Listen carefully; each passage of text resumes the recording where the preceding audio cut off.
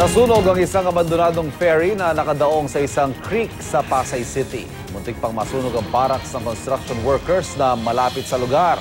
Narito ang report ni Micaela Papa. Naglalagablab ang apoy at makapal pa ang usok ng abutan ng mga bumbero ang nasusunog na abandonadong ferry boat sa creek sa tabi ng isang mall sa Pasay. Ayon sa caretaker ng MV Doña Carmen, pasado alas 12 ng tanghali kahapon, naglilimas daw siya ng tubig sa engine room gamit ang submersible pump nang biglang nagkaproblema ang generator na nagpapatakbo ng pump. Namatay yung generator, yun na usok na lang. Kaya natrap ako doon sa ilalim ng cubicle din sa ilalim sa dulo. So ginapang ko na lang yun hanggang nakaabot ako sa maliit na manhole. Sa lakas ng apoy, nadamay din ang katabing MV Doña Avelina na abandonado rin.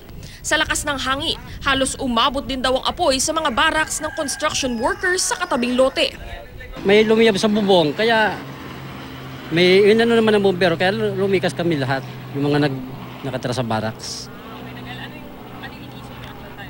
Yung mga gamit siyempre namin, niligtas namin.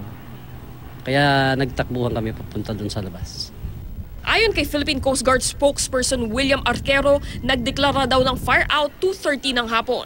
Wala namang nasugatan sa insidente. Patuloy pang inaalam ng mga otoridad ang tunay na sanhi ng sunog. Para sa unang balita, Micaela Papa reporting.